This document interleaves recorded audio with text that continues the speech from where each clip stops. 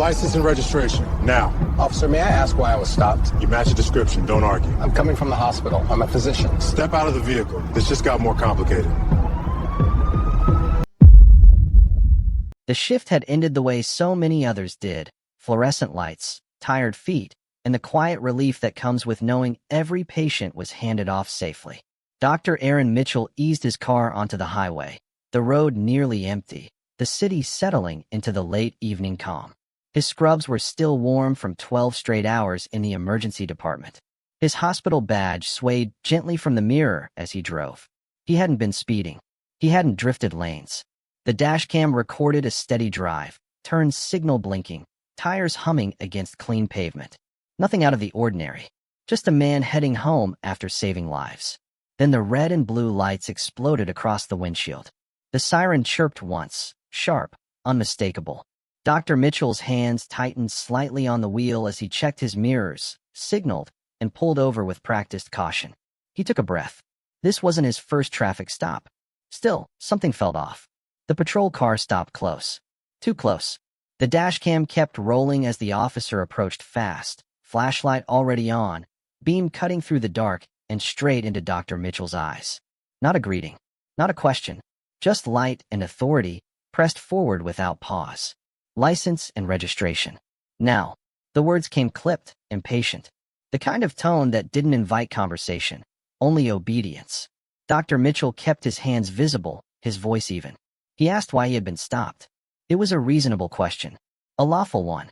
The officer didn't answer. Instead, the flashlight stayed fixed on his face, moving just enough to signal control. The accusation arrived before any explanation. You match a description. A description of what? The dashcam caught the silence that followed. No details. No context.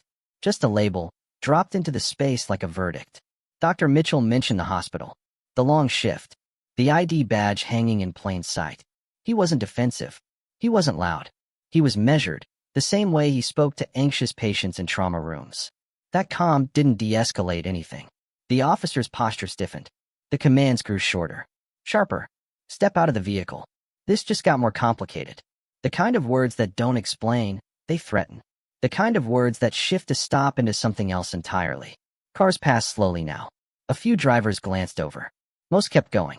The dashcam captured it all.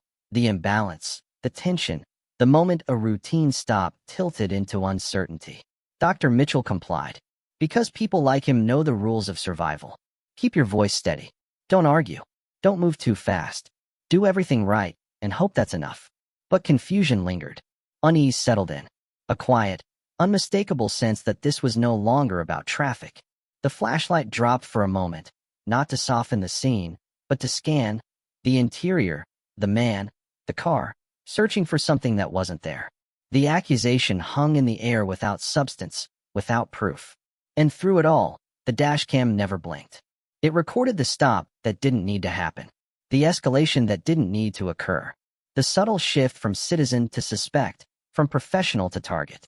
For Dr. Aaron Mitchell, the drive home had become something else entirely, a reminder that even after a day spent saving strangers, the road could still lead to confrontation. And the camera was already telling the story, second by second, before anyone could rewrite it. To understand the weight of that moment on the roadside, you have to understand who Dr. Aaron Mitchell is, and who he has been for most of his adult life. For more than 15 years, he has worked as an emergency room physician, the kind of doctor hospitals rely on when everything goes wrong at once. Trauma shifts, overnight calls, the worst moments of other people's lives. He's the one summoned when seconds matter, when blood loss can't wait, when families are standing in hallways hoping someone knows what to do. Inside the hospital, his name carries trust. Nurses look for him when a case turns critical. Younger residents learn by watching how he moves. Calm hands, clear instructions, no wasted motion. He doesn't raise his voice. He doesn't panic. He stabilizes chaos. That reputation didn't come easily. It was built across years of missed holidays, long nights, and decisions that follow you home whether you want them to or not. He chose medicine to heal, not to be noticed. To help, not to threaten. Outside of work, his life is just as ordinary. Married.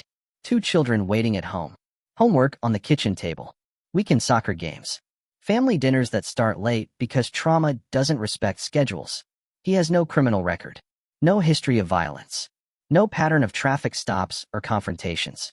Until this night, his interactions with law enforcement had been unremarkable, brief, polite, forgettable. And that's what made this stop so disorienting.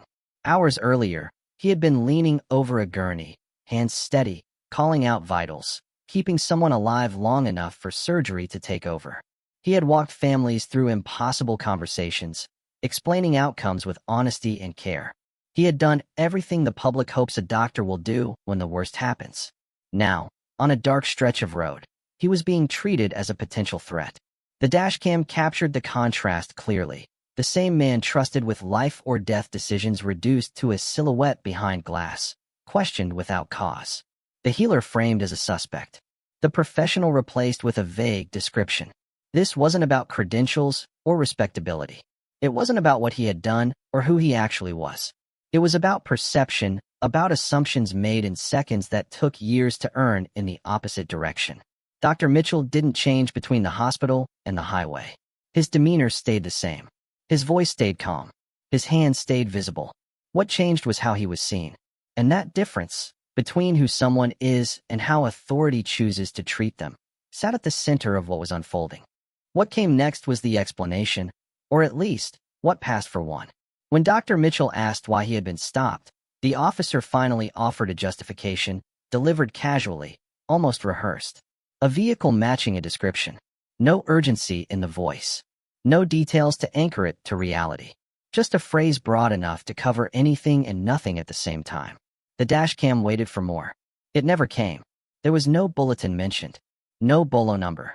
No radio call crackling in the background to support the claim. No report of a crime in progress.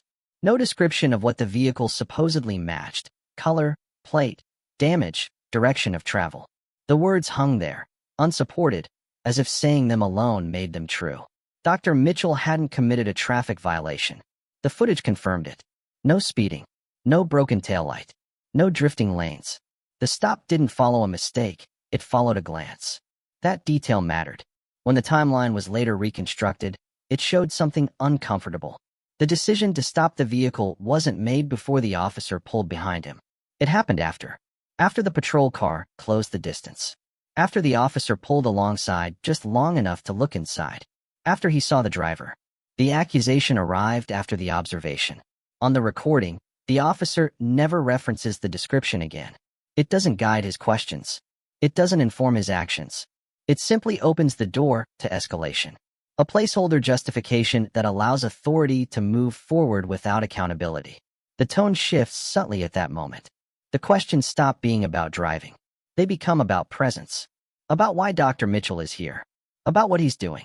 About whether he belongs in this space at this hour. It's not overt. It never has to be. That's how suspicion works when it isn't written down. It doesn't announce itself. It implies. The dashcam captures the pause after the explanation, that brief silence where a reasonable person would expect clarification. Instead, the officer moves on, issuing commands rather than answers. The description has done its job. It has removed the need to explain anything further. Later, when records are reviewed, the absence becomes glaring. No BOLO log that night matching Dr. Mitchell's vehicle. No report filed before the stop. No radio transmission indicating a suspect in the area. Nothing that would normally justify heightened scrutiny. The suspicion didn't precede the stop. It followed it. And that raises the question that no one says out loud, but everyone watching begins to ask. If there was no violation, no bulletin, no objective reason to intervene, what triggered the encounter? The dashcam doesn't answer that directly. It doesn't need to. It shows enough. The timing, the tone, the shift in posture after the officer sees the driver's face, the ease with which a vague phrase replaces a real reason. Dr. Mitchell remains calm through it all, but the tension is unmistakable. He understands what's happening, even if he can't say it safely. He knows that challenging the logic too directly could make things worse. So he listens. He complies. He absorbs the implication. That's how moments like this work. Suspicion doesn't arrive with evidence. It arrives with authority, and once it does, the burden shifts to the person on the receiving end to prove they don't deserve it. The dashcam continues recording as the officer stands there, justification exhausted, escalation already underway. And the question lingers, unanswered but unavoidable. Was this really about a vehicle, or about who was behind the wheel? The moment the officer told Dr. Mitchell to step out of the vehicle, the stop crossed a line. It was no longer about driving. It was no longer about a question or clarification. It was a command, firm, unyielding, delivered without explanation. Dr. Mitchell asked again, calmly, why he was being ordered out. The question was ignored. Not answered. Not acknowledged. Simply bypassed, as if the request itself were an inconvenience. He complied anyway. He opened the door slowly, deliberately, the way every black parent teaches their children to do it. Hands visible, movements measured, no sudden shifts. The dashcam captured him stepping onto the shoulder of the road, the glow of patrol lights washing over his scrubs like a warning. The officer's posture changed once Dr. Mitchell was outside the car. He stood closer now. Too close. Close enough to control space, to signal dominance without saying a word. The flashlight returned, sweeping across Dr. Mitchell's torso, his hands, his pockets. Not searching for a specific threat, just searching. What's going on here? Dr. Mitchell asked again. His voice never rose. He wasn't challenging authority. He was asking for the reason authority was being exercised. There was still no answer. Minutes passed. Then another patrol car arrived. Backup. The sound of tires on asphalt, a door opening, a second uniform entering the frame. For a brief moment, it seemed like things might slow down, like someone might reset the situation. They didn't. The second officer listened quietly as Officer Lawson spoke, not explaining facts, not citing a violation, just summarizing the situation in vague terms. Suspicious behavior. Matching description. The backup officer nodded. Deferred. Accepted the narrative without questioning it. No one asked what the description was. No one asked what law had been broken. Dr. Mitchell stood between the vehicles, illuminated by rotating lights, doing everything right. He didn't argue. He didn't resist. He didn't demand. He complied with every instruction, hoping that calm would bring clarity. Instead, it brought escalation. Without asking for consent, Officer Lawson moved toward the driver's side of the car. The dashcam captured the door opening again, this time not by its owner. The officer leaned inside, searching through the center console, the back seat, the trunk. No warrant. No probable cause articulated. No explanation offered. Dr. Mitchell watched silently as his personal space was invaded piece by piece. This is the part many people misunderstand. They believe compliance ends encounters like this. That politeness protects you. That calm behavior de-escalates tension. The footage told a different story. Compliance didn't slow the stop. It didn't narrow the focus. It didn't restore balance. It gave the officer room to push further, to test boundaries that had already dissolved. At no point did Dr. Mitchell raise his voice. At no point did he refuse an instruction. Yet the stop stretched on, drifting further from any legitimate purpose. The original justification, the vehicle description, had vanished completely. It was never mentioned again. It didn't guide the search. It didn't explain the detention. It had served its purpose and disappeared. The backup officer stood nearby, watching, offering no objection, no correction. The imbalance of power was complete. One man alone on the roadside. Two officers. Flashing lights. No explanation. No end in sight. The dashcam continued recording, indifferent to authority, faithful only to time and truth. What it showed was simple and unsettling. A stop that escalated not because of resistance, but because restraint was never the goal. The rules shifted as the situation progressed, always in one direction, toward more control, more intrusion, more detention. By the time the search ended, the message was clear. Doing everything right does not guarantee protection. Sometimes, it only proves how far escalation can go when no one is willing to stop it. When the footage was finally reviewed, it told a story no report could soften. The dashcam rolled back to the beginning of the drive, steady speed, clean lane changes, proper signaling. No swerving, no hesitation, no violation of any kind. Frame by frame, the video erased the first justification entirely. There was no traffic-based reason for the stop, no infraction that could explain what followed. Then the bodycam audio filled in the rest. The language was revealing, not just what was said, but how it was said. Short commands. Dismissive interruptions. Questions from Dr. Mitchell met with silence or redirection. When he asked for clarity, the response wasn't explanation, it was control. At no point did the officer articulate a specific concern. At no point did he identify a crime. Yet the tone remained accusatory, as if guilt had already been decided. And then came the moment everything shifted. On the recording, there's a pause, subtle, easy to miss. Dr. Mitchell mentions the hospital again. His profession, emergency medicine, years on the job. The words land differently this time. The officer's posture changes. The flashlight lowers.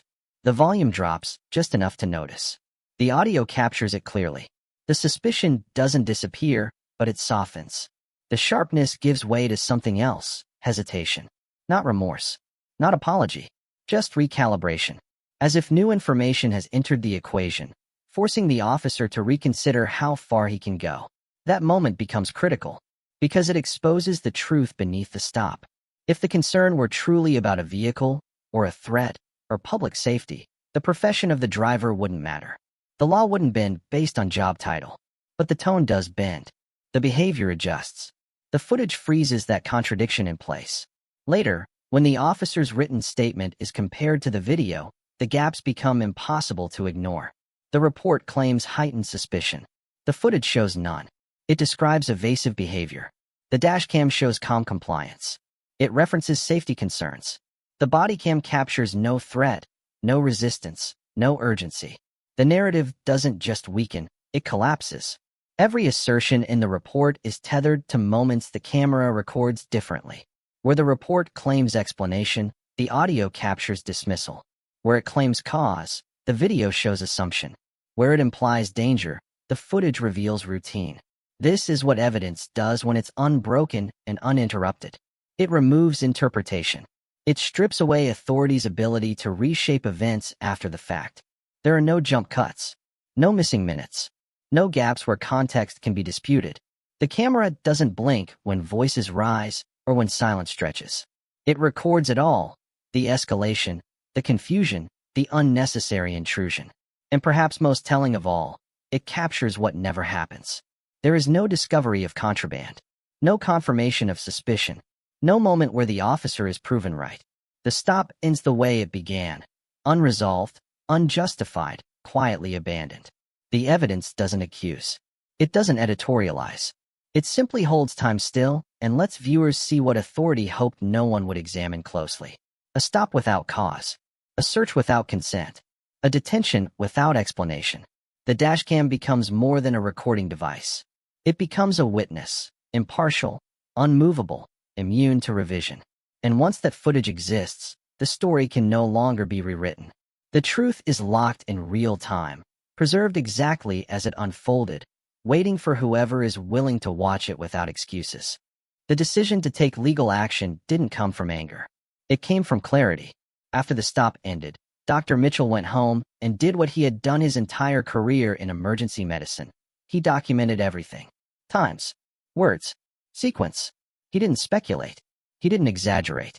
He wrote it down the way doctors are trained to do when accuracy matters. Within days, he filed a formal civil rights complaint. Not a press statement. Not a social media post. A complaint grounded in law. When his attorney reviewed the dashcam and bodycam footage, there was no debate about strategy. The evidence dictated the direction. The footage showed a detention without cause, a search without consent, and a stop that escalated without explanation. More importantly, it showed how quickly authority hardened into suspicion, and how slowly it retreated once the officer realized who he was dealing with. The claim outlined racial profiling, citing the absence of a traffic violation, the vague and shifting explanations, and the timing of the officer's decisions. It alleged unlawful detention, noting that Dr. Mitchell was not free to leave, was not informed of a specific offense, and was subjected to commands without legal justification. This wasn't about hurt feelings. It was about constitutional boundaries. As the case moved into discovery, the narrative began to widen. Internal records were requested. Training logs. Prior complaints. Use of force reviews. What emerged was a pattern the city had insisted did not exist. Officer Lawson had been named before. Not once. Not twice. Multiple complaints over several years. Each one resolved quietly. each one deemed inconclusive, each one closed without discipline. Individually, the city had dismissed them as misunderstandings. Collectively, they told a different story. Stops that escalated quickly, drivers who were compliant but still detained, reports that leaned heavily on officer discretion while offering little factual support. In each case, the same defense appeared. No violation found, no policy technically breached. But policy doesn't erase pattern. The attorney didn't need to argue intent. The footage handled that. What mattered was impact, how authority was exercised, how rights were delayed or denied, and how race appeared to influence the officer's initial assumptions. As depositions approached, the pressure shifted. City attorneys reviewed the video again, this time not as defenders of procedure, but as risk managers. They saw what juries see. A calm professional pulled over for no clear reason. A search that yielded nothing. A report contradicted by the department's own cameras. The cost calculation began quietly. Every unanswered question in the footage became a liability. Every prior complaint that had been minimized now resurfaced with new weight. The city faced the reality that this case would not hinge on interpretation, but on playback. Public scrutiny followed naturally. Once the complaint became known, community leaders asked why the officer was still on patrol, why previous warnings hadn't changed behavior, why compliance from citizens never seemed to slow escalation. The department issued careful statements. The city avoided specifics. No one denied the footage existed. They simply declined to explain it. Behind closed doors, the tone was different. This was no longer about defending an officer. It was about containing exposure. About acknowledging that the evidence had narrowed their options. About recognizing that once accountability begins, it rarely stays confined to a single incident. For Dr. Mitchell, the lawsuit was not about punishment. It was about correction. He had spent his life stabilizing emergencies, intervening before damage became irreversible. Now he was asking the system to do the same, to recognize a breach before it became precedent. The cameras had already spoken. The question was whether the city would listen before a jury did. The resolution didn't arrive with flashing lights or courtroom drama. It arrived the way accountability often does, quietly, on paper, after the evidence left no room to maneuver. The city agreed to settle. $900,000. No admission of wrongdoing in the statement. No press conference explaining how it happened. Just a number large enough to acknowledge what could not be defended, and small enough to suggest this was meant to go away. But settlements don't erase footage. The agreement closed the case, not the record. Officer Lawson was removed from active patrol duties, reassigned away from traffic enforcement, while the department completed what it called a performance review. The language was careful, administrative, but the message was clear to those paying attention. The Dashcam had ended something that internal oversight never did. Policy changes followed, quietly at first. Traffic stop procedures were revised to require clearer articulation of cause before escalation. Supervisors were instructed to review stops that resulted in searches without citations. Bodycam activation rules were tightened, not expanded, but enforced with new consistency. Bias training became mandatory, not the symbolic kind, but logged, audited, and tied to continued field eligibility. None of it was framed as a response to one man. It never is. But internally, everyone knew what forced the change.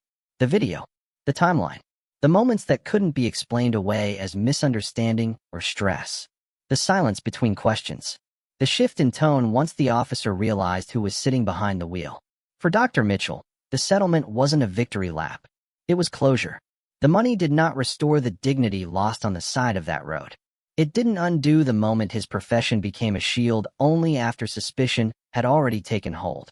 It didn't answer the question his children would later ask, why their father had to prove he belonged.